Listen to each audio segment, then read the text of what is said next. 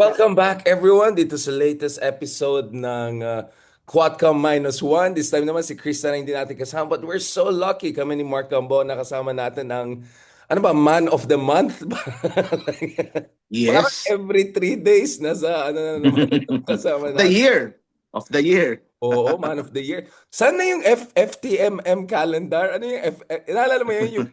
Yung Oh, calendar ng yung trending Notorious? calendar, no? Parang Pwede si Atty. February, Jess every month. March, April, isang quarter, puro si Falsis nandyan. So, Attorney Falsis, before we go to more serious stuff kami ni Mark, can we start with very serious stuff? Kamusta yung debate nyo ni Barzaga at saka Montolfo as a moderator? Because just to remind everyone, before all of this bardagulan across Okay even... naman. Okay na okay. Ano ka Oo nga pwede?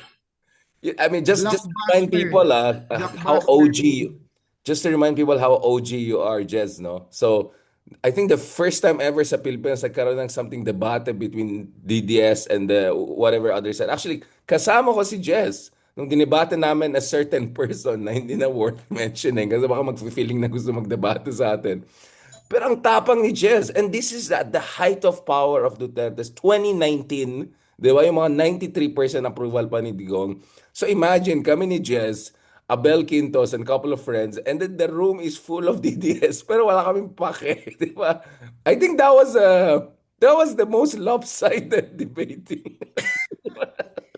And even 2016 kay Tito Boy Abunda, nandun ka na, si Ay, oo. Pero Lenny hindi pa Claudio. din mga DDS na all the way ang ano natin. Pero ito, kahit sila pa yung mga home court advantage, hotel court advantage, lahat na advantage, wala kaming pake ni Jess. So, Sila naghamon noon eh. Naghamon sila. Si Franco Mabanta, si Sasasot. Akala nila hindi ka kakase. Kumasa ka. Ako hindi naman, nila I was alam, there. patola tayo, patola. Tsaka we're Ikaw talaga yung professional debater. star of the event. You versus Sas. Tapos kami noon, parang moderator kuno-kuno. Kayo ni Trixie Angeles, di ba? Kayo ni Trixie. No, but we had a final, di ba, may panel na lahat na tayo, yung parang nagbardagulan lahat. Di ba, towards the end. Meron second part pa nun eh. So, super idol ko yan si Attorney Jess dahil... West Philippine Sea. 'Di ba? Oo. Original ka din, West Philippine Sea. Fine-fake news na nila noon, lalo na si Sas, sa mga international law arguments niya, kahit hindi naman siya scholar. Wala bang video nun? Meron pa Meron bang yan. video yung Ba't di mo yung nakita, Mark? pangyayari na Meron yun? yun. Nire-repost na nga ng DDS every few years thinking. Hanapin ko mamaya. Nasa YouTube Pasisend ko lang sa'yo. yan. Natatawa ako, nire-repost sila kasi parang proud sila. Parang, wait lang. Have you done debating like that? I'm sorry, Ato. Saka, Yes. after all the years, you were proven correct, 'di ba? Ano ba yung mga arguments ni Sas? Wala. Debunk ng UNCLOS, debunk ng arbitral ruling, debunk ng current stance, West Philippine Sea Transparency Initiative. So, talo siya. Well, Jez, I think people have to understand, the two of us, we did competitive debating sa university level, sa UP, ikaw both UP Law and UP. So, I mean, I just want people to understand, medyo unfair rin kasi kami may competitive training kami. Professional na in the case of Jez Falsis. But Jez, I'm sure... But going back to Kiko Barzaga, No, ang exactly. chismis That's my kasi, tanong. How do you compare Montulfo moderation and Kiko Barzaga dun sa event natin sa back in the day? Sorry, we're cutting a little bit because of this fourth world internet natin. Sige, go Falsis. Give us the lay of the land. As to Kiko Barzaga, everybody can watch it for themselves naman eh. Pero ang chismis ko na lang, close kami ngayon. He vibers me a lot. Nagtatanong siya about ish. Kunwari sa anak ko.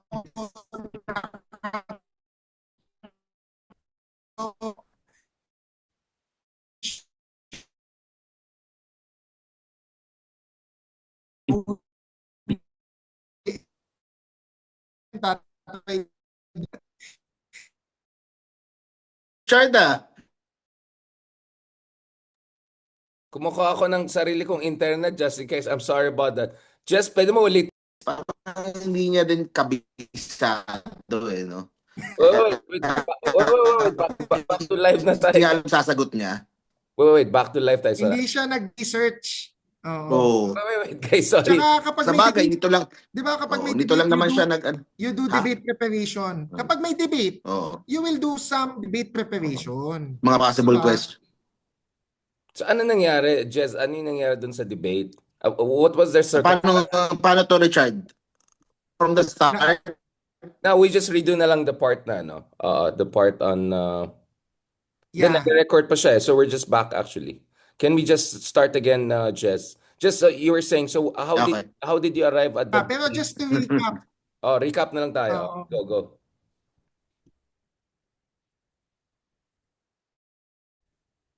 Oh, kasi syempre ang hinama naman talaga natin is attorney Rowena Guanag.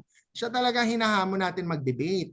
Pero ayaw niyang kumasa, si Kong Kiko nag-post na willing siya mag-substitute. Akala nila siguro hindi ko kakagatin. E di sabi ko, okay, okay lang din kahit si Congressman Kiko. So, sinet ng producers ni Tito Mon, Ramon Tulfo, at ni Attorney Clint sa kanilang YouTube tsaka Facebook. So, natuloy naman. Ako naman, I can work with anyone. I can talk with DDS, civil, in real life, respectfully. So, kahit si Congressman Kiko yan, I didn't expect na, magbabardagulang kami. Sa akin, okay magka-debate, pero it turned out na naging conversation na lang siya. Kasi hindi siya prepared masyado sa mga facts that I had about VP Sara, about insertions, about flood control, about his own family. Hindi siya handa to answer yung mga questions about corruption. So, ano lang, mukha namang na-enlighten siya and naniniwala siya na I come from a good place. I come from a place na ayoko talaga sa sinusuportahan. So, nagchat-chat kami, nagte-text kami ngayon sa Viber. Wait, beshi na kayo? Ka-text meow mo na siya.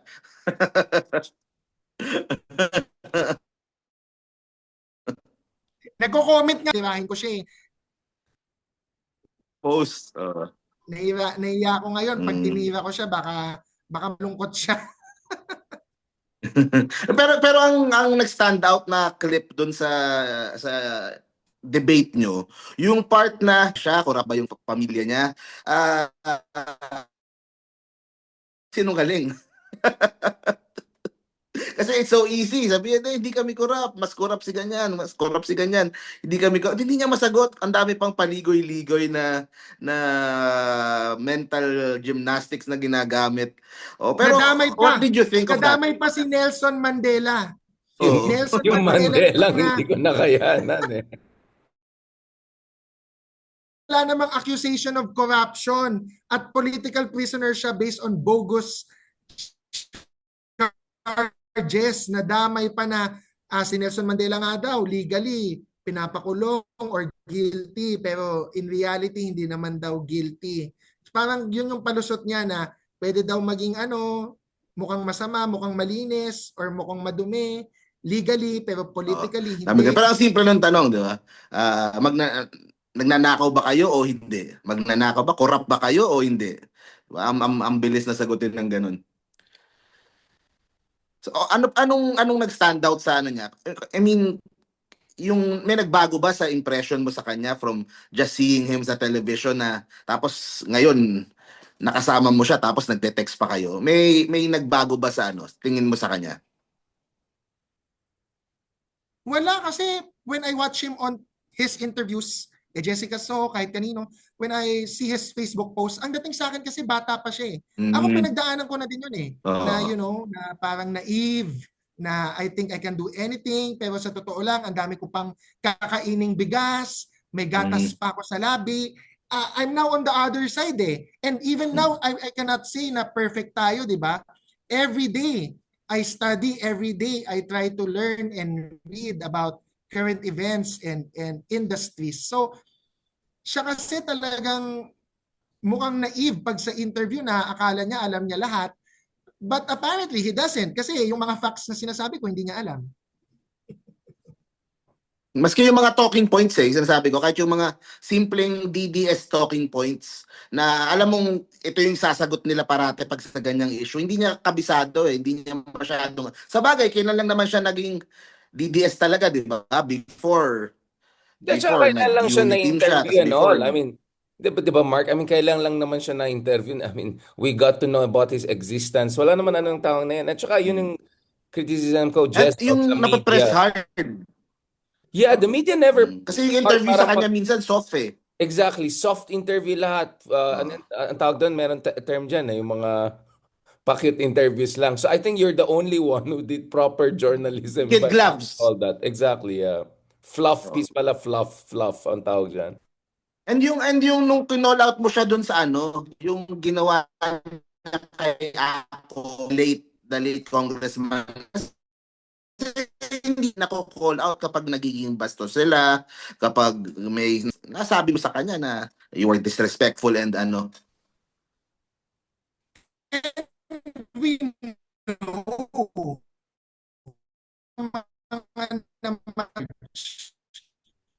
si JPE and si President Duterte, ICC.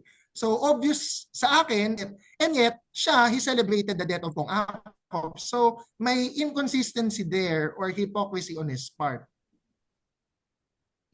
itatanong ko, tingin mo saan nanggagaling yung vision niya? Deal with. Medyo alam natin kunyari si Guanzon, alam mong ambisyosa, may ambition sa si Leandro Leviste, alam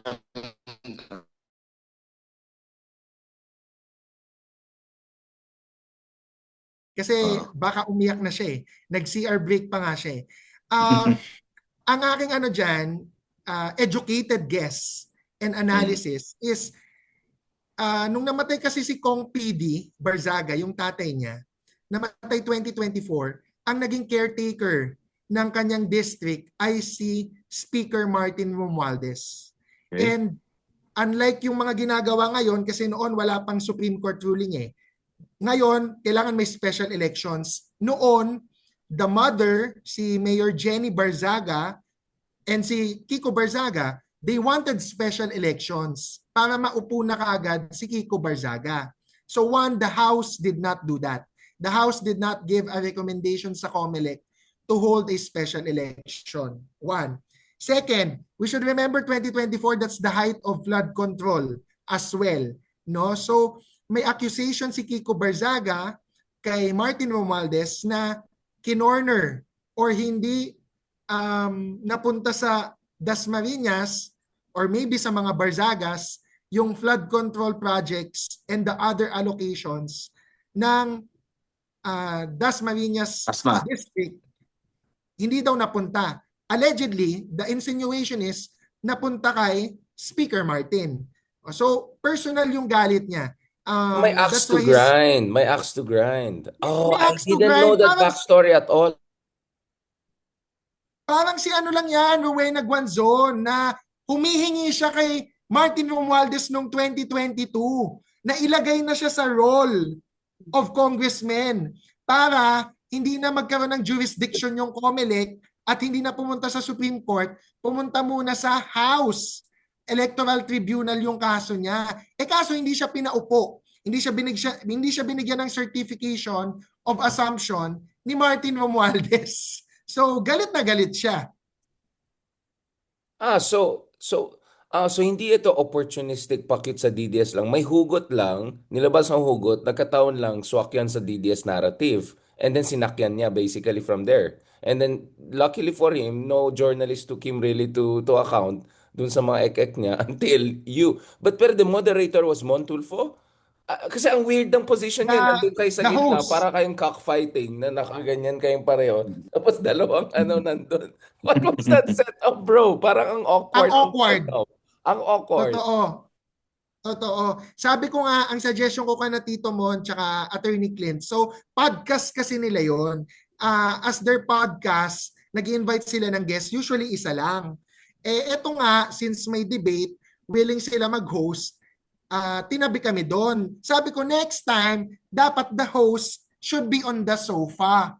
And then kung may debate Kabilang end. man, magkabilang dulo. Lalo na pag si Libayan ang kadebate ko, yak!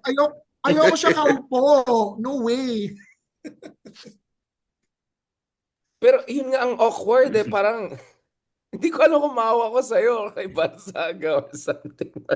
Huwag Wala ka naman maawa bang sa akin venue? kasi walang problema sa akin. Kahit iupo mo yan sa akin, pag may sumuntok sa akin, kakayanin ko yan. Nako, Hindi, bardagulan Jess. yan. Actually, naawa ko sa'yo kasi alam ko you're holding back. Naawa ko in the sense, alam ko, you could have done way more. Kaso parang ang awkward, katabi mo. Tapos nakikita mo yung nanginginig na yung katabi mo, hindi na makasabay. Yung parang maawa ka sa kalaban mo. Parang it feels so At bad. saka no joke. Parang si Sara Duterte, yung CR break niya, akala namin, jingle lang siya. Pagbalik niya, sabi niya, ay, nag-number 2 ako. Pero 20 minutes siya, di ba? 20 minutes. Yeah, that's enough time for number 2. Kasi kung number 1 lang yan, 5 minutes Hindi, or less parang lang yan. 20 minutes kayo nag-debate, 20 minutes CR break, di ba? Ano yung Nagano pa sinabi kasi niyo? siya ng sand. Nagganon pa. Kaya matagal. Oo, kasi mga Pusa eh. pusa, ano, Grabe, di ba? Ganun pa siya. Kaya tumagal kayo talaga. Ikaw nagsabi niyan, Mark. Oo, Hindi, alam mo, aminado naman siya. alam mo, Napusa siya eh. Jet, si Mark Oo. nagiging bardagul, nagiging masamang tao na rin si Mark Gamboa. Tingnan mo yung isang episode Oo ng nga. Tristan, ang mean niya, kaming dalawa, ako pa ngayong ingat eh. Siya yung tira ng tira. So, Jess, wala ka ng plano debatein si Gucci. Hindi ka pinapansin talaga ni Gucci? Kahit kasi Ay, bro, papansin. Chanel ka, naka-Burberry ka, di ba? Naka-Burberry ka na. Mahirapan siya, papansinin din niya tayo sooner or later. Kasi sinasabi niya, siya daw dapat i-invite sa house. At siya ang debatihin ng mga congressman. Kung may ganun siyang challenge, onting onting usog na lang. Dapat debatihin niya ako kasi hindi naman niya kalibel yung mga congressman eh.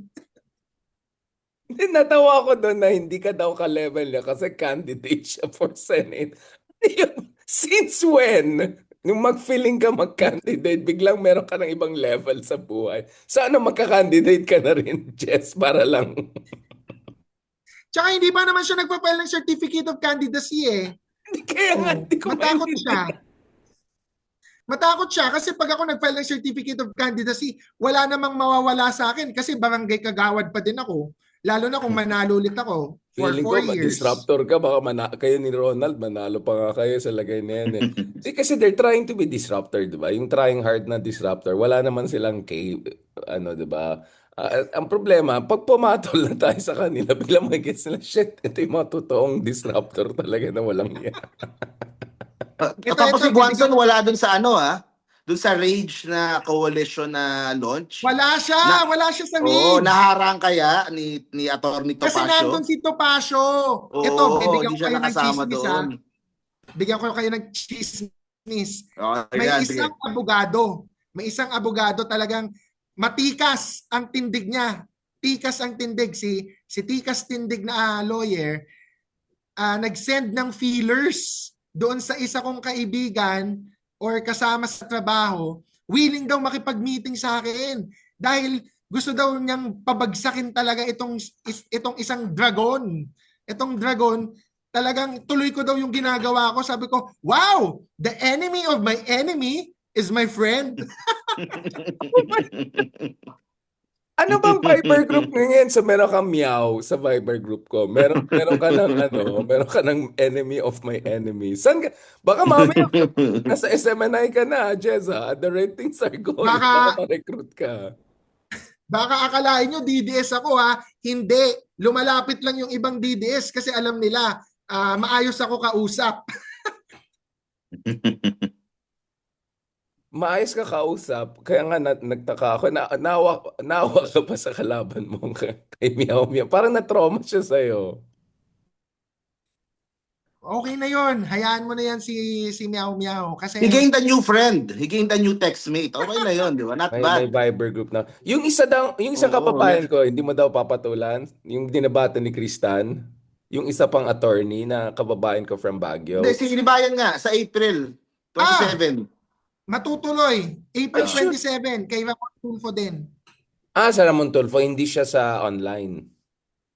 In person. Yes, kasi ito lang Richard bakit ko naman hayaan na kumita siya sa akin tapos siya din ang moderator at host nung debate, 'di ba? Bumaba siya dito sa Maynila doon sa office So, at taga Manila headquarters ni talaga Tito Boy siya. Tulfo. I think based siya sa Manila. Pero, Base ba siya sa Manila? Akala ko Baguio. based siya in Baguio boy yan like me. Pero I think parehas kami based in Manila. Sa tutuloy, so anong rules? Ano bang rules? 1 hour April debate? 27. April 27. Kahit wala nang rules, kahit walang rules, hindi naman ako magpapatalo Parang sa boses ko kinakabahan eh. ako saan mapunta to. Parehas kayo malakas na personality, bro eh. Simon Tulfo, magaling ba? Kasi Alam mo Richard tsaka Mark, wala pa akong show na napuntahan na sinabing ang hina ng boses mo attorney. Wala, wala, wala. Walang makakatalo sa akin. Baka shouting match yung mangyari sa 27. Isa pa yan, hindi din papatalo yun. Diyos ko po. Mark, ano kaya sa tingin mo? Exciting yan. Mark, parang sila ni Chris at saka ni Jez, no? Biglang nag-Super Saiyan 3 sila, no? Past 6 months. No, Jess, parang kayo ni Kristan, parang nag-next level kayo bigla. Nagkame-hame. Tapos super naging blonde na yung hair niyo, ganyan.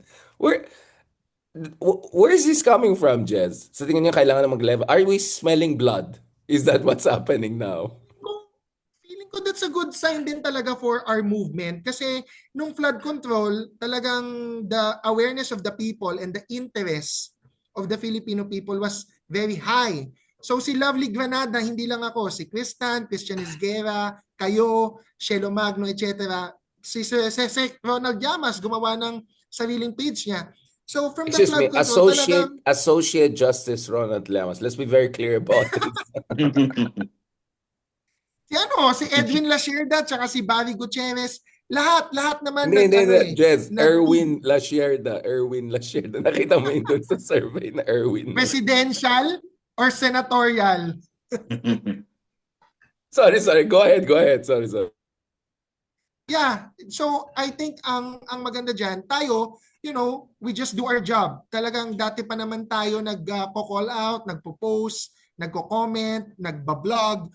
So napansin ng tao kasi may interest or may hunger nung flood control scam, nung pagkakatalo ng unity team, pagbuwag nila, pag-aaway nila, itong impeachment. Meron talagang gutom ang mga tao. So tayo, luckily, pinansin nila tayo and we hope to keep their trust. Wow, talagang pang Mr. Universe ang sagot. Okay, ito na, patulan na natin. What is this whole 80 ang grade ni Sara Duterte sa bar? Kasi to be honest, mystery sa amin. Paano pumasa ng... Ayoko na maging mean, but like, it's still a mystery.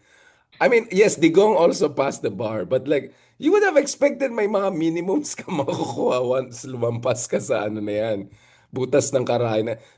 Jess, can you put things in the context? I know you just posted kanina lang na pathetic yung ganyan, mga great thing. It's because it's about who you serve, what you do. Pero sige, patulan natin yung grade 80. What does that even mean? Ano bang hanash ni Sarah?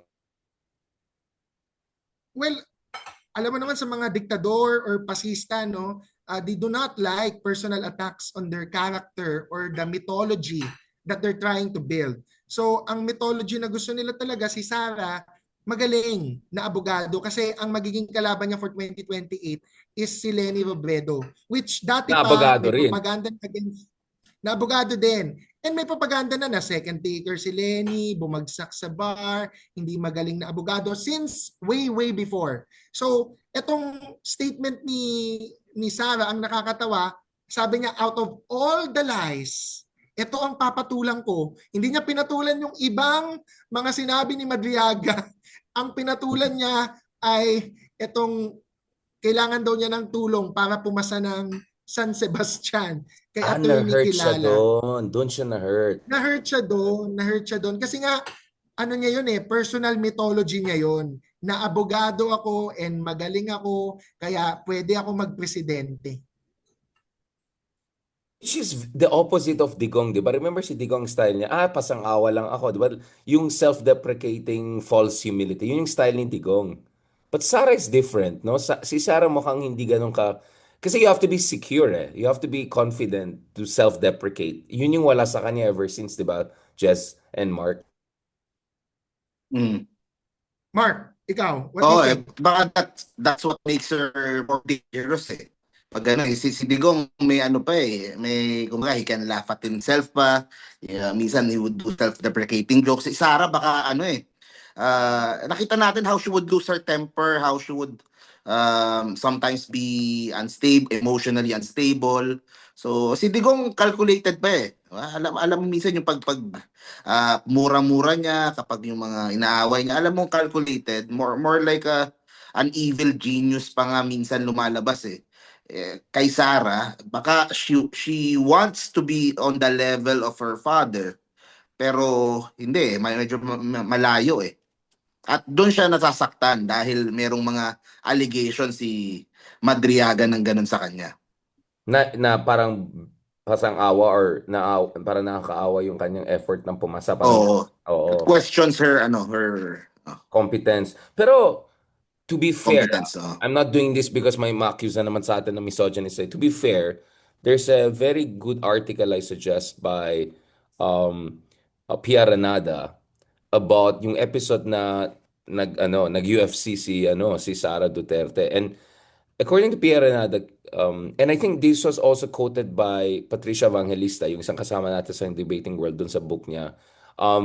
Parang kinakaya ni Sara yung episode na yan. Pero nung nakausap siya about it, I think it was Pia Renada, parang she always felt na she has to parang step up dun sa imahe ng anong hinahanap ng tao sa isang strong leader. At ang problema, yung imahe niya na yung kanyang ama. So she's actually not very proud na naging ganyan siya. So I think a part of Sara Duterte would have wanted to be a different Sara Duterte. You know, pumasang naging abogado, maayos. And I'll try to be fair because when I was in Davao a few years back, tinanong ko actually si Sara daw matinong kausap. She talks to experts on whether it's how to use new technology dun sa weather conditions. Very consultative daw sa experts. So I'm not gonna say more kasi magigets ng tao sino mga experts na nakausap ko. Si Digong daw yung bara-bara, yung macho lang. So I'm not saying I'm sympathetic per se, but I'm empathetic na I feel dahil dun sa toxic masculinity ni Digong, it always puts some sort of a weird pressure dun sa kanyang mga anak. Nagkataon, si Sarah lang yung matino na nag-aral, naging abogado, etc. So, so if I were to write a book also about the other Dutertes and all, yun yung magiging angle ko eh. Na she always unfairly was under certain gaze na kung bagang expectation sa kanya maging macho sa katulad ng tatay niya, etc. But yun nga eh, you could see there's an unfairness and misogyny there. And so also there's, tama nga Mark, no? There's also some sort of insecurity na, andito na, sexist na nga yung society, misogynist na nga. Tapos she doesn't also have the wit and spontaneity ng kanyang ama. So, kasi I'm doing what Jess was doing with Kiko Barzaga, no? We want to understand where is this coming from, 'di ba? Parang yeah, it's a way of psychoanalysis, of course, based on proper research. What do you think, Jess? Do you think I'm being too nice here, Jess? But I'm just trying to understand where is this No, insecurity and all of this coming from. no, you're absolutely correct, no? Yung insecurity nga na yan is because she's living under the shadows of a father na talagang mas malaki yung mythology or yung belief ng mga tao sa tatay niya, and she thinks she has to live up to those standards. So, babae siya. So, hindi talaga niya mamimit yun. That's one. But second, doon naman sa sarili niyang achievements, that's why she really wants to protect yung kanyang reputation na she passed the bar on her own skill, na graduate siya ng San Sebastian without the help or patronage of Attorney Kilala. And may I just add, the reason why she's insecure, the insecurity stems from what? Kasi nga, 4 years na siya sa San Beda Law. And then she had to Umabot ng fourth transfer. year? Akala ko second, third year lang umalis na. Okay. Sorry, I didn't know that. Fourth year 4 pala. years na sa San Beda. Nag-transfer to San Sebastian. Pero Richard, Dahil Mark, hindi nakapasa? wag na Ano wag yung problema? Bakit nag-transfer? Sorry, what do you mean no? sasabihin ko pa lang, Richard wag na wag niyong tatanungin bakit siya nag-transfer after 4 years. 4 years na sa San Beda pero she felt compelled. She was forced by life to transfer to San Sebastian. Wag na wag niyong tatanungin yan kay Sarah. Ano nga, like no seriously, like kasi ano I know some people na kabatch nila or kabatch na, okay, I cannot say more kasi malalaman na naman sino mga sources ko. Kasi I'll be careful. So, ikaw, like, no, what happened? Bakit siya lumipat? Sorry, I don't know what's going on. May Si, siya, oh, si, mystery Atty- si Attorney Bruce Rivera na yumao na, kabatch niya sa San Beda, not San Your partner, your Sebastian. ex-partner sa radio Oh. program. Oh, Pero si Bruce, graduate sa San Beda Law. Hindi siya lumipat ng San Sebastian. Pag naka 4 years ka na sa San Beda Law, bakit ka palilipat sa San Sebastian? And Sara Duterte has never answered that publicly. So ako, I cannot answer for you, Richard, kasi nga, ang sinasabi ko sa iyo, wag na wag mong tatanungin yan kay Sara. sensitive siya. That's your point. Kasi with Digong, we know na he was involved in a shooting incident with fellow San Beda law student. And it was a very serious issue. Again, andun yung sa libro ni Patricia Evangelista na um, apparently he was supposed to be kicked out, but one of the persons who interceded, yung kanyang frat among others, would later on end up as the Human Rights Commissioner, I think, sa Davao, which is like a weird word. So you could see na these people were not even supposed to be lawyers. I mean, they were not, or at least Ito, graduate of San Beda, yeah. ito facts to, no? So hindi ko sasagutin bakit siya nag-transfer to San Sebastian. But Duterte himself and si Sara admitted, Duterte shared na tumatawag si Sara noon kay Tatay Digong umiiyak na ang hirap ng succession or inheritance na class, parang bumagsak yata siya sa exam. So, the fact is, ito facto, nahirapan siya sa law studies niya nung nasa San Beda siya. So hindi ko na lang din alam at hindi ko sasagutin bakit siya nag-transfer to San Sebastian. Okay. All right, okay. So there's even more layer. Okay, we'll not go there. We'll just respect na lang whatever. Ikaw talaga, Jess, may mga marites ka pang ganyan. No, I was like looking from a technical. Ikaw yung tanong na tanong daw, Richard you were pressing Jess No, honestly, I'm very curious kasi yung kay Digon, ni-research ko talaga what happened, diba, dun sa San Beda days niya. But yung kay Sarah, I was shrouded in mystery Hindi ko alam talaga mangyari. So I have some contacts now who are also from San Beda. So dapat may invite mo si VP Sara sa mga show mo. Actually, there was a window once upon a time, but I'm not sure about now. But let's see, you never know, diba? You never know. Mark, anong basa mo ulit, Mark? Let's set the tone, no? Dun sa Madriaga hearing. Nasaan na tayo sa Sara impeachment hearing before balikan natin si Jess? Habang kumakain si Attorney G. Yun. So, presentation na ng evidence dyan sa Justice Committee sa House. So, 4 na araw. Unang araw nung Tuesday. Nandun ako. I attended as kasama dun sa media. So, we watch dun sa first floor, dun sa malaking screen, si Madriaga. For the first time, narinig natin kung paano siya magsalita, yung kanyang body language, nakita natin, at yung kanyang affidavit, binasa niya in front of lahat ng tao doon. Kinuwento niya yung di ba? Nakwento niya yung buong history niya with the Duterte family, starting with the dad, where he served as a bagman Ganun yung ayos sa kwento niya, bagman siya, runner siya, pinabili siya ng Ducati for Sara, pinabili siya ng mga sasakyan, nakapangalan sa kanya. Ginamit yung kanyang pangalan to open bank accounts. Doon nagre-release ng mga malalaking amount ng pera sa iba't ibang mga tao. So, kumbaga, in-establish niya muna yung kanyang connection with the Dutertes. Okay? And I think, ang isang magandang ginawa din nga niya at the end ng kanyang mga pag-uusap is pumirma siya ng bank waiver para to check kung legit ba lahat ng kanyang mga sinasabi dun sa kanyang salaysay. Okay? So, that's one. So, in-establish niya yon. Tapos nung napunta doon kay Sara, yun nakwento niya na parang binilin ni Digong si Sara sa kanya and he was given money, funds to support the candidacy of Sara Duterte. Nung una, for president, kaya nabuo yung isip Pilipinas, which is Inday Sara is my president. So bumuo sila iba't ibang chapters. Tapos nung part na si Sara decided to be the VP of BBM, nagkaroon sila daw ng Zoom call. Tapos while reading yung kanyang affidavit, bigla na lang naluha si Madriaga. Tapos parang nahihirapan na siyang to continue. He became emotional. Yan, nagtaka din yung mga tao doon. Do you need a break? Ganun. O, bakit ka nagkaganyan? So parang nalungkot lang daw siya.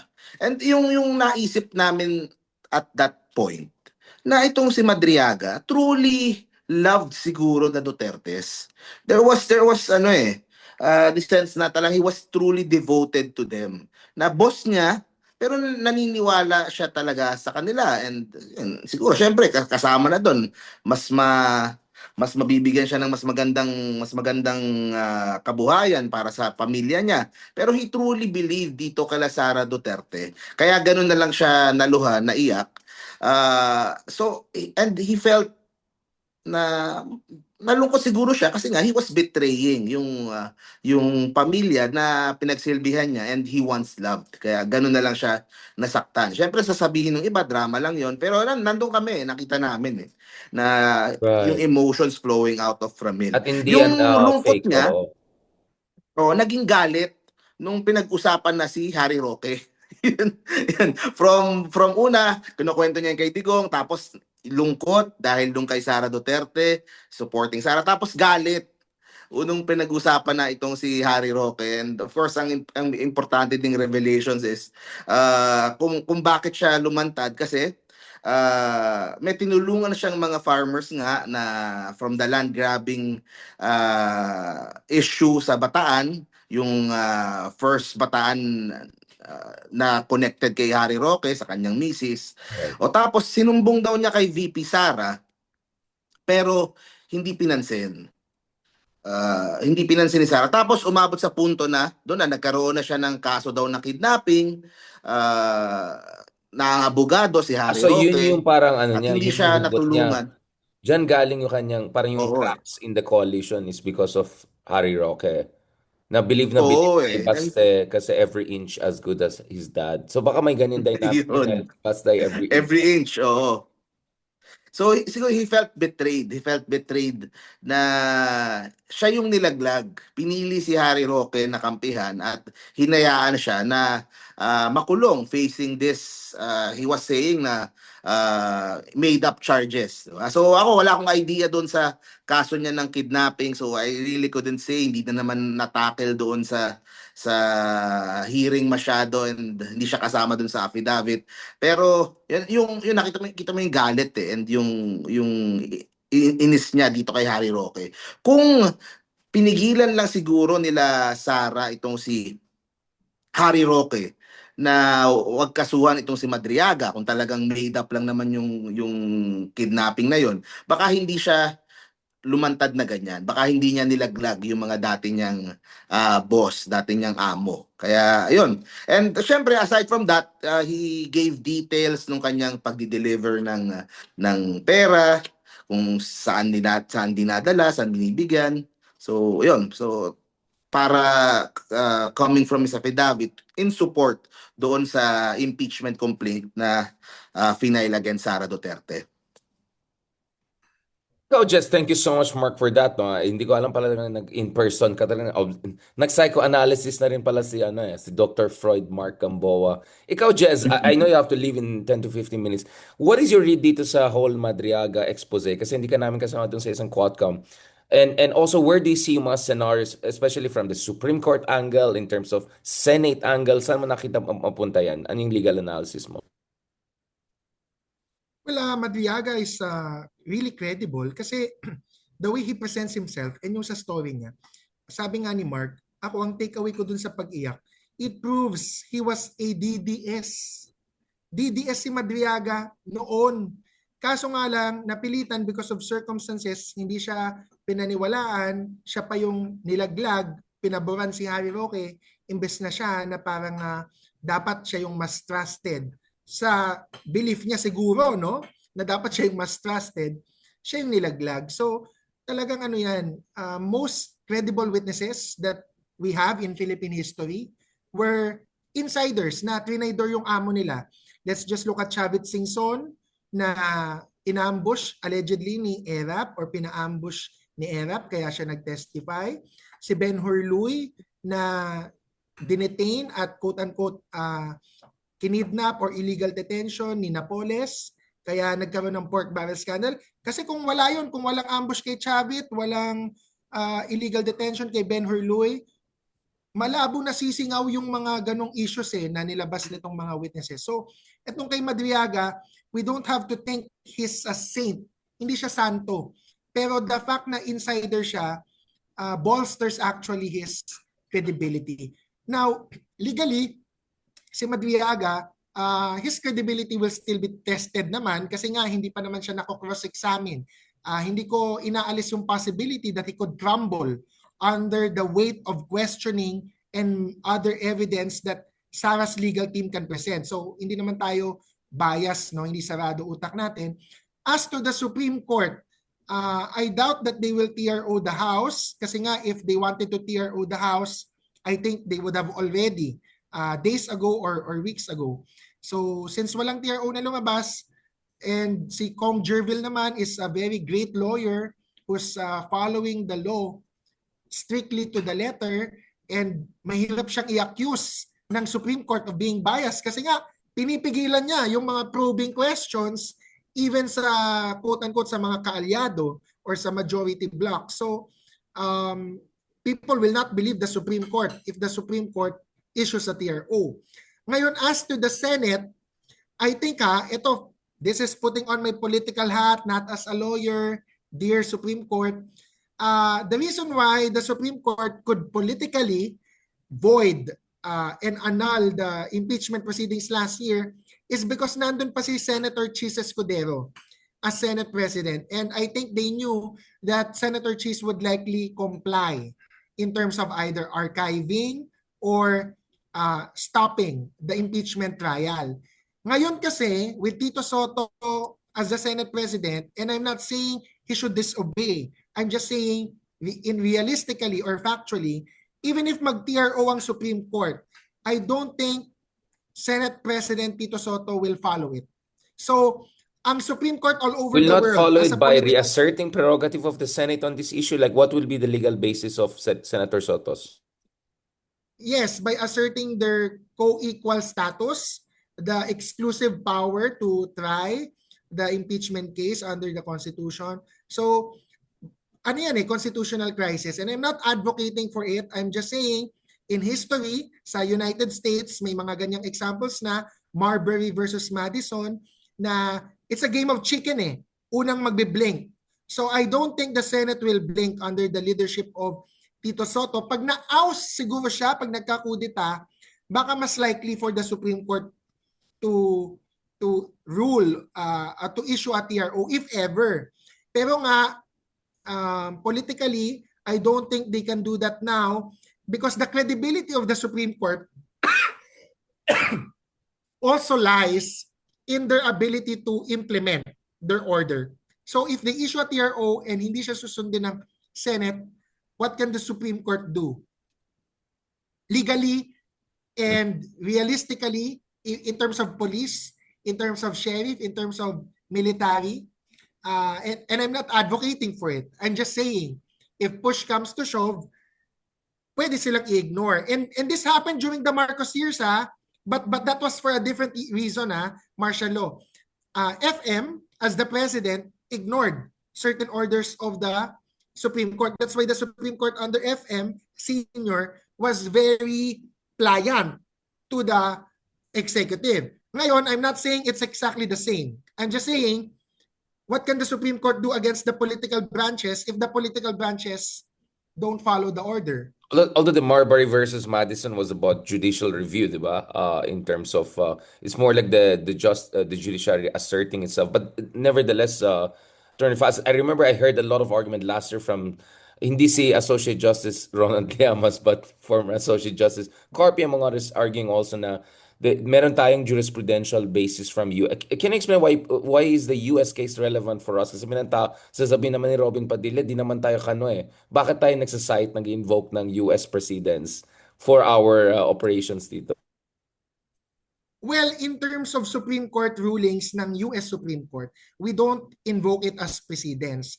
Ako ang ini-invoke ko is the political history. And the reason why applicable ang political history ng United States sa atin is because our Constitution is generally patterned after the US Constitution. And then presidential system din ang United States, tayo presidential system din. So a lot of the things that are happening in the Philippines because we are a young democracy or republic has already happened in the United States, which is also young compared to Iran, di ba, na 7,000-year civilization. Legally, yung mga rulings ng US Supreme Court, we don't follow that as precedents, but what we follow as precedents are Philippine Supreme Court rulings which already incorporated US Supreme Court rulings. That's why we look at US rulings not because we follow them, but because the Philippine Supreme Court has already validated it in previous Supreme Court decisions. And so, Attorney Faz, I know you need to leave na in the next 5 to 10 minutes. Or pwede rin tayong tanong bago ko balikan si Mark. Doon sa ombudsman, where do you see ombudsman in this picture? Kasi if this goes to the Senate, numbers game na naman to, di ba? And then now the ombudsman is signaling na baka they will, hindi ko lang may napanis na cheese or hindi, but sabi nga nila free granado, di ba? But, kasi ang concern namin ni Ronald, we have been mentioning, wait lang, if if it's a numbers game and then meron kang ombudsman going after certain senators, how is that gonna play? Kasi kanina you just mentioned the Soto factor, but I would also say there's a Remulla factor. How do you see this playing out? I know medyo speculative at this point, pero you could see medyo nakaka-clash yung mga timings and parang game theory yan eh, di ba? Kung, wait lang, kung kakasawan ako dito, boboto ba ako ng ganyan? You get what I'm saying? Like, where do you see that going, Jess? Well, we already see na tumatagal na nga na hindi kagad nag-i-issue ng warrants of arrest. So that's why some people are speculating baka nagkakaroon ng negotiations. And I hope hindi ma-offend si Ombudsman or anyone because it's just reasonable for us to think na prinamis naman niya nung Pasko na may makukulong, tapos naging January, February, March, ngayon mag-iinit daw sa summer or panahon ng tag-init. So, may mistakes dyan on the part of ombudsman kasi he should just either do it instead of flagging it. But in terms of the Senate trial, for the purposes of conviction, I can see one or two na baka inaareglo na if you vote for the impeachment against Sara Duterte, maybe and I'm not advocating that this is correct. I'm not saying this is right. I'm just saying this is the political reality probably na baka may isa or dalawa doon sa tatlong pinakamalaking senador na nasa DDS block na pwedeng nagkakaaregluhan. Magkakaroon ng tit for tat, mahina yung kaso or hindi kakakasuhan agad if you will vote against Sara. May isa or dalawa doon na magiging sacrificial lamb. Hindi talaga aaregluhin kasi nga sila yung hinihingi na ulo ng taong bayan. So that's one I see. The second is si Ombudsman mismo. I think yung personal involvement niya, like Ombudsman Conchita Carpio Morales, will play a big role. Regardless of the political factors I mentioned sa number 1,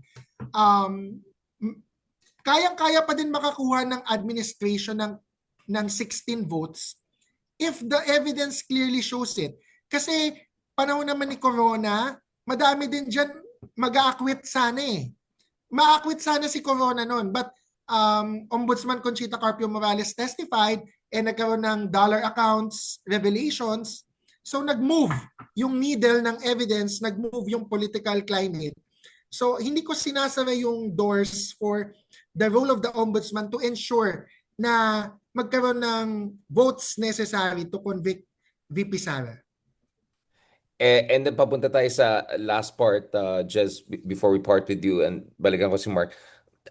What are you feeling about yung mga coalition building efforts, alignments, realignments? Of course, kanina lang pinost ko yung Okta naman, 'di ba? Na parang ten points na lang yung difference between Lenny and Sara dun sa head-to-head race. I think 8 points dun sa mga ibang internal survey na nakita ko. How are you feeling about itong mga alignments, realignments bago ko balikan si Mark? Kasi ang dami mga may mga united opposition efforts ng DDS, non-DDS, and then may nagka-crossover. Saan mo nakita na pupunta ito?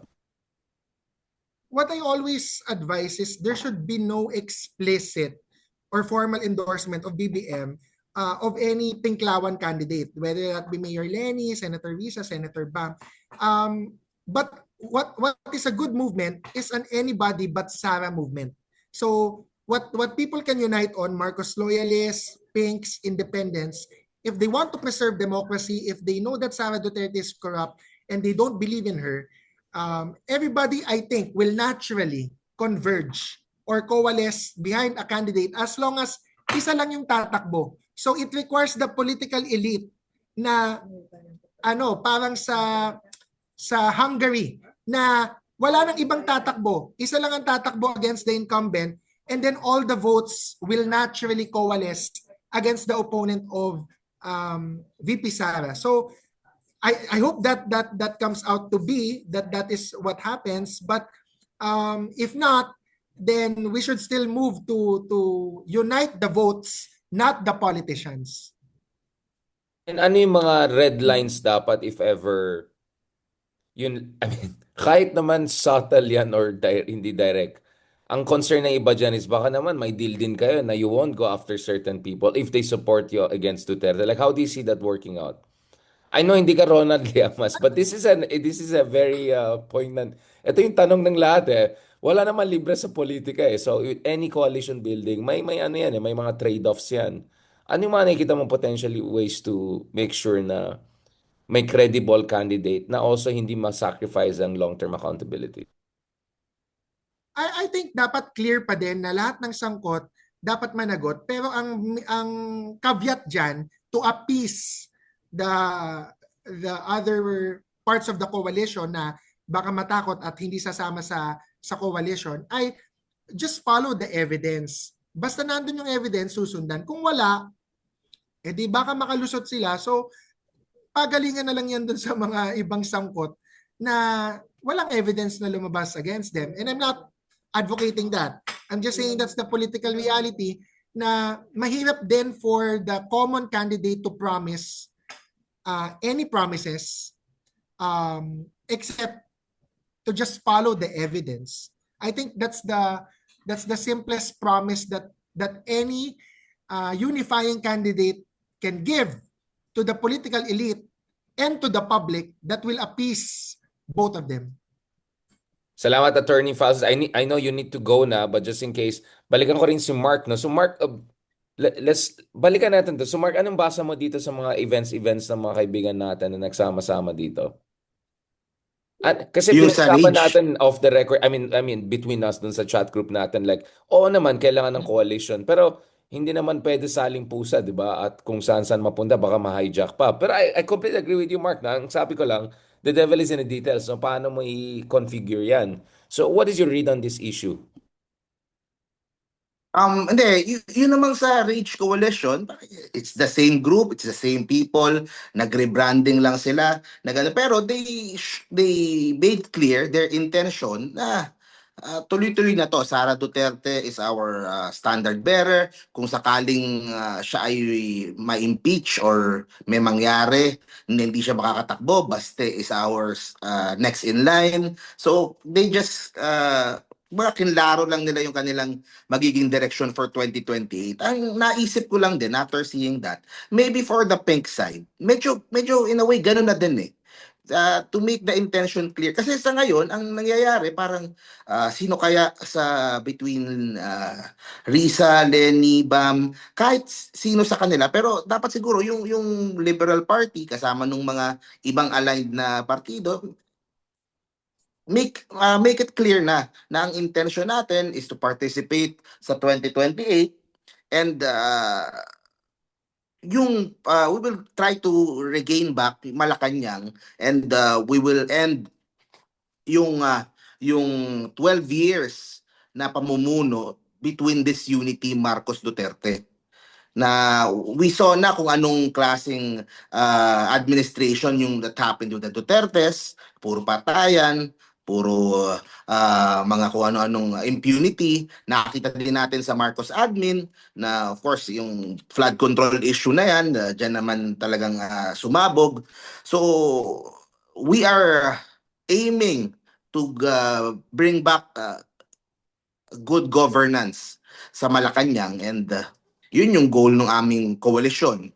Whoever we choose as our standard bearer in the coming months. Para klaro din siguro sa tao na ito na yung isang grupo. We are in the process of selecting yung ating standard bearer and joining together the different groups na that will push for that.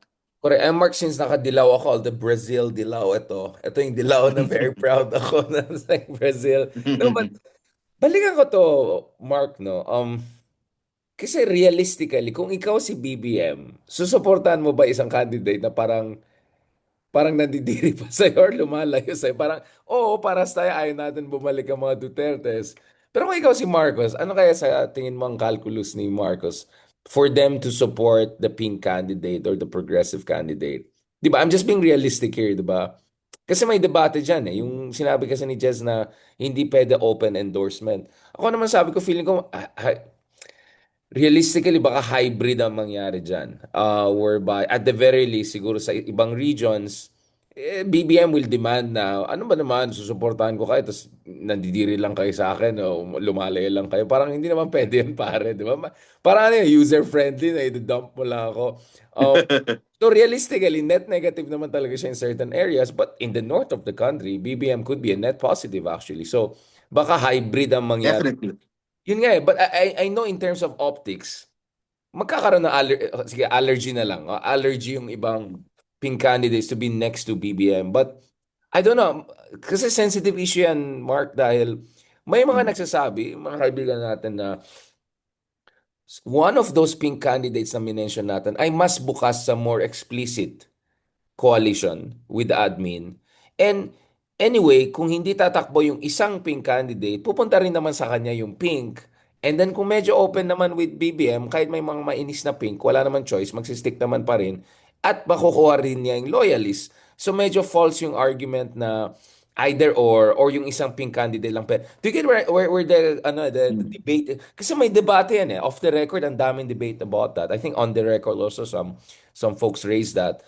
Kasi for me, whether it's Bam, Rizal, Lenny, isa lang naman sa kanilang tatakbo, and whoever runs will get the pink vote. If not 100% of Lenny's vote, it's gonna be 80-90.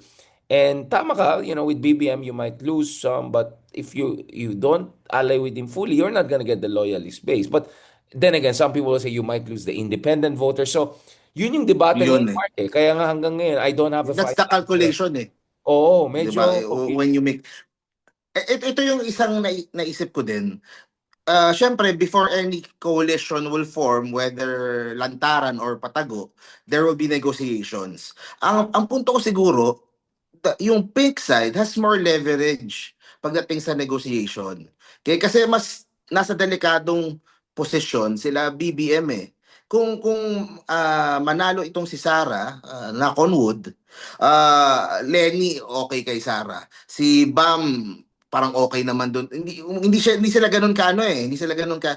Maybe they could even soften yung para doon sa mga kasama nila nakaaway ni Sara para hindi masyadong mapag-initan pag kung sakaling ganun yun yung mangyari, di ba? If they don't get. So merong ganung leverage in trying to negotiate a deal with the administration for them to get kung ano yung mga gusto nilang makuha. So mas ang yun ang punto eh, mas kailangan ng mas kailangan ng side ng Marcos more than sa pink side na yon na kung sakaling mangyari nga yung sa Sara presidency. Pero ang ayoko lang ding mangyari kasi ang isang risk talaga is mape-frame na itong alliance na mabubuo ko niya, yung Unipink na tinatawag nila, could be a continuation of the last 6 years. Kasi ang mangyayari, yung bagahe of the last 6 years, The makakarga Marcos dito sa baggage, let's just kandidato, call it. Yeah, the Marcos the baggage. baggage na hindi naman kailangan. Wala namang kinalaman, di ba? Kung si Lenny Robredo yan, kung si Bam Aquino yan, wala naman silang kinalaman sa mga Zaldico at sa mga Diskaya na yan na pwedeng iba to or pwedeng ma-associate doon sa admin. So yun yung isang worry ko lang din kung talagang magiging lantaran na magkakasama. Pero pwede naman subukan, di ba? Sa akin naman, kung yun talaga ang mapag-usapan, yun talaga yung at one-on-one yung laban, di ba? Tingin ko, maganda pa rin naman yung laban. Pero, ay mas concerned ko talaga, una, yung independent voters, lalo na yung mga independent voters na hindi ganon kaganda yung tingin kay BBM. Ayun, plus of course, kahit magtalo tayo ng magtalo ng or magdebate tayo, mag-usap tayo ng pink o loyalista, magsasamba o hindi, if we don't do well sa Lower Visayas and sa Mindanao, kahit anong pag-add-add mo sa kukulangin baka kulangin. So, I think I would rather focus na yung paano how we could win Cebu, how we could win parts of other parts of Mindanao, Muslim Mindanao, o at least kumain man lang tayo ng boto doon. And then whatever configuration could best answer yon, and yung mga independents, I think that's the best way to go. Instead of, ang punto ko siguro on the Marcos side, wag masyadong masaktan. Kung feel nila is parang allergic sa kanya or merong konting hirit sa kanya, think of it as strategy din trying to win yung mga botante na maaring hindi ganun ka-satisfied sa admin ni BBM. Kasi yun nga, pag loyalista nga, parang I don't see talaga na isang hardcore loyalista na iboboto si Sara, considering na lahat ng mga threats na, di ba anong sinabi ni Baste? Isang ulo lang ang gusto namin, ulo ni Bongbong Marcos. Di ba? So I don't think any loyalista, Marcos loyalist would ever side, kung talagang loyalista ka ni Marcos, would ever side with the Dutertes. And diyan kami nagtatalo ni Falsis nung the last time na magkasama kami a few weeks ago. Kung yung sa Yun nga, bilang napansin ko, may actually opinion differences tayo. Yeah, go ahead. Oo Ilan ba ang diehard Pinks? Ilan ang diehard loyalista? Sino mas marami? Doon kami nagtatalo. I was saying na sa pag measure ko, yung when you say diehard talaga, as in diehard, like you said, kung hindi tatakbo si Lenny, they would go for Risa, they would go for Bam. I think mas marami yung ganun. Ikumpara mo doon sa mga diehard loyalista na kung sino yung i-endorso ni Marcos, kung sino yung candidate ni Marcos, kahit sino pa yan, kahit 'di ba, kahit sino, kahit si Irene Marcos yan, kahit si Martin Romualdez yan, kahit sinong ni BBM, doon sila kasi loyalista sila. So ang feel ko mas marami yung sa pink side na talagang diehard. Yung sumusuporta sa admin, marami. But it doesn't mean that they would vote for the candidate ng admin sa 2028 So yun ang isa pang magandang ma-measure din sana or magandang makita din And I think doon sa sa WR numero, medyo nila yun medyo nasukat nila yun. It shows din talaga na yung sa supporters ng Duterte, I think 2/3 doon mga diehard talaga. Compared doon sa admin supporters na I think 1/3 lang yung masasabi talaga na na mga diehard talaga na Marcos supporters.